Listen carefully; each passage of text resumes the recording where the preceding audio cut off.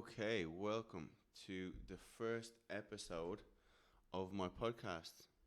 I have watched enough Joe Rogan episodes and listened to enough podcasts to think I know how this works. I'm only joking.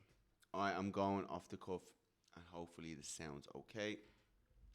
Looks okay. If it doesn't, it will get better over time because I always fall into the trap of waiting for the perfect moment or wait until I buy these headphones or wait until I buy this microphone or stand or I just need to watch another YouTube video to learn how this works. And then eventually, you're a few months down the line and you have done nothing.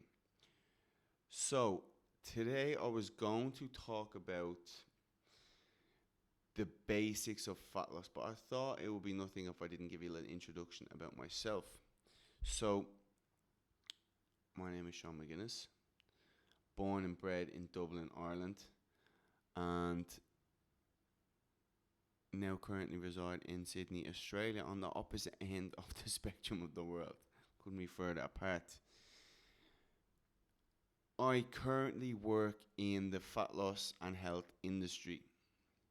Okay, note the way I didn't say fitness industry, because if you go to any fitness expo, it's just a lot of steroided up and juiced up people trying to sell you the protein that they claim will make you look like them after. And the same with social media as well.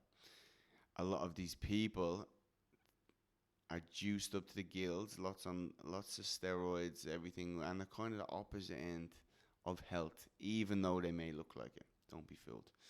And that goes for the women as well. Yes, sorry to burst your bubble. Most of your favorite Insta chicks are in the same boat. I work with a lot of general pop, which means people that have real lives and real careers and real families and real responsibilities and real stresses. And I help them to lose fat and feel better and improve every quality of their life. Nearly every, anyway.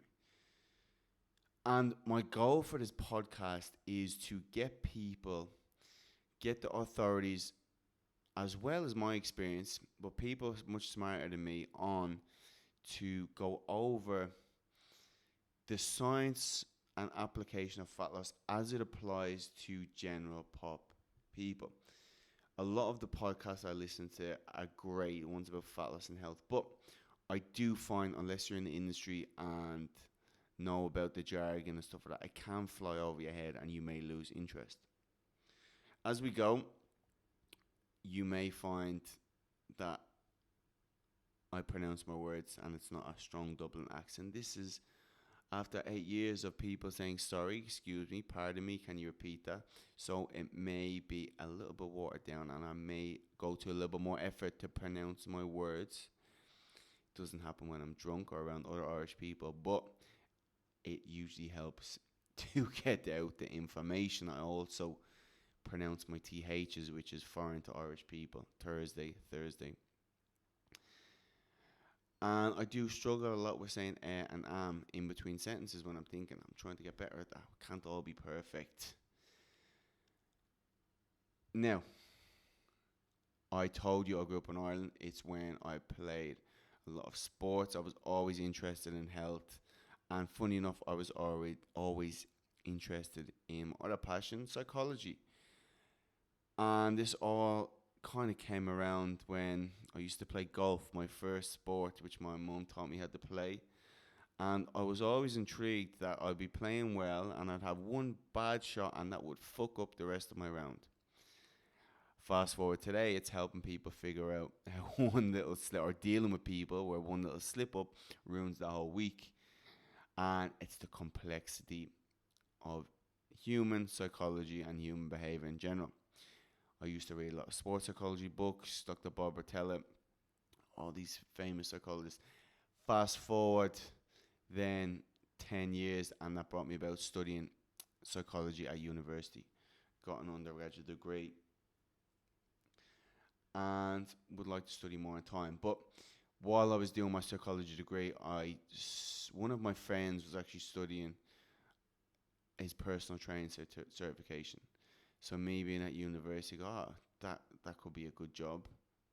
especially while I finish uni, going to a gym. I'm good at sports. I'm good at, I think, helping people, teaching people exercise technique, etc. Absolutely oblivious to what um, coaching would be.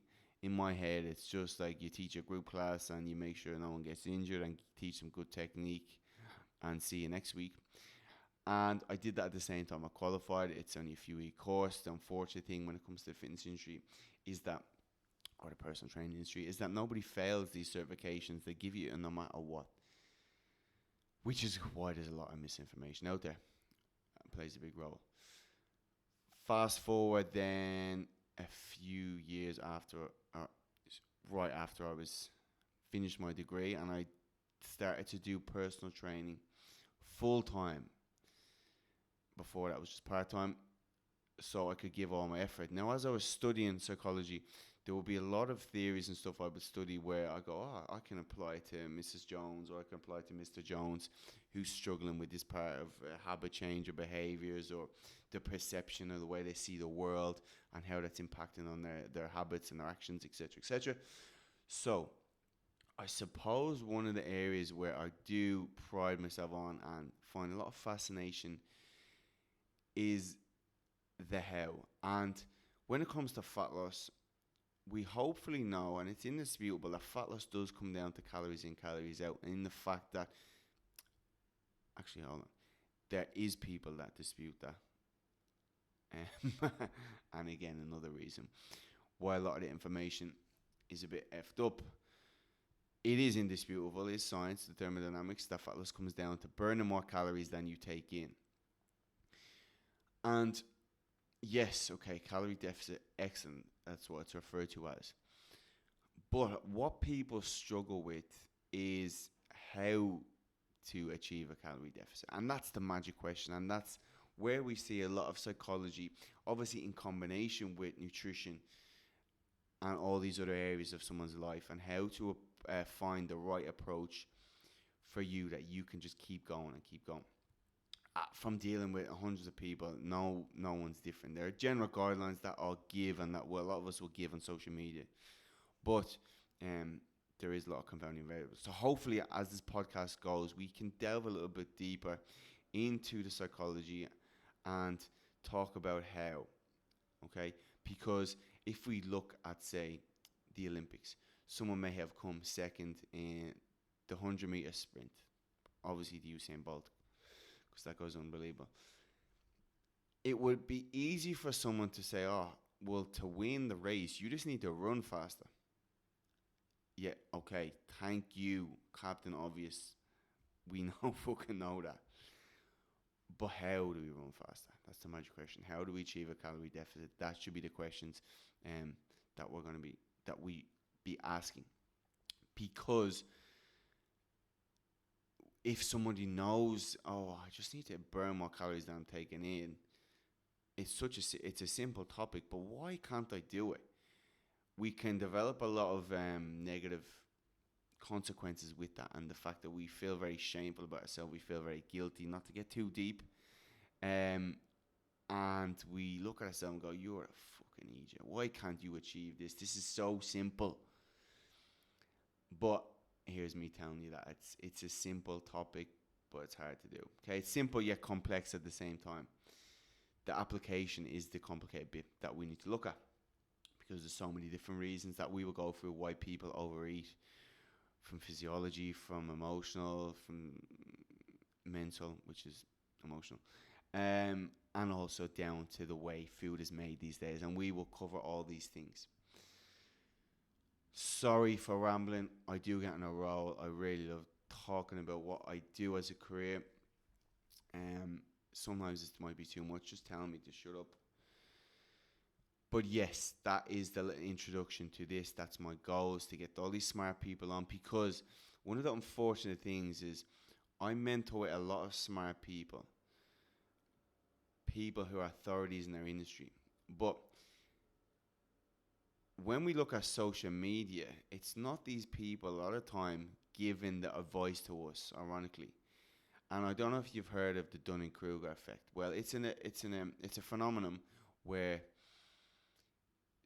stupid people are usually more confident, and smarter people are kind of less confident, because if a smart person who has a PhD or whatever it is talks about a topic of they might have done the thesis and whatever, it's very hard for them to give a general statement, because there's a lot of confounding variables. And also, the smarter someone is, the more they're aware of how much they don't know. So this, again, paralysis by analysis, in a sense, stops them giving a lot of information out on social media. Contrast this to a person who doesn't know that much. Sorry, I said again. A person that doesn't know this much, they may have a snippet of information, and then they're very confident in giving that information out, because they're unable to develop awareness about how much they are unaware. If that makes sense. Their metacognition is off. Their ability to think about themselves is a bit off, and they don't know how much they don't know. So they're confident in what they say. So if we look at social media these days, unfortunately, there's a lot of blind leading a blind. And when I say social media, I'm just assuming that's where people get a large majority of information from when it comes to fat loss. So I'm going to get all these smart people on. I'm going to give you my nuggets of information, and we're going to put it in layman's terms, in simple terms, that you can apply to your life and understand properly.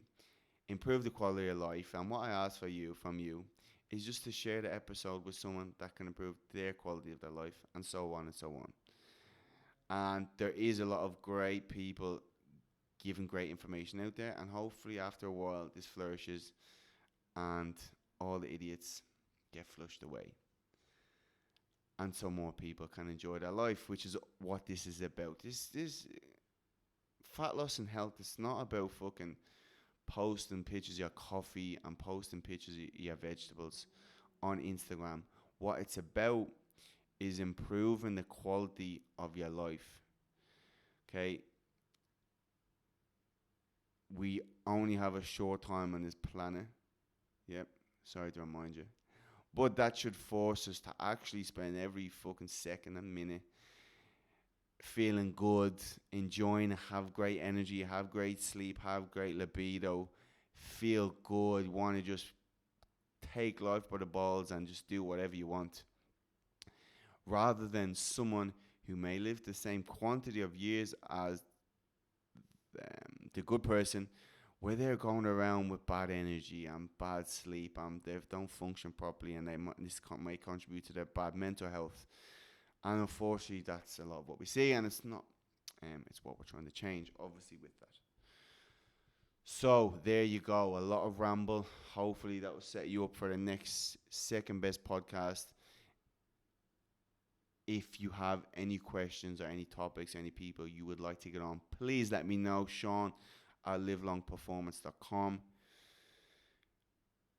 And yes, I do pride myself on replying to everyone that messaged me, and having kind of a tight-knit community with everyone that follows me as well, because I do the same for other people.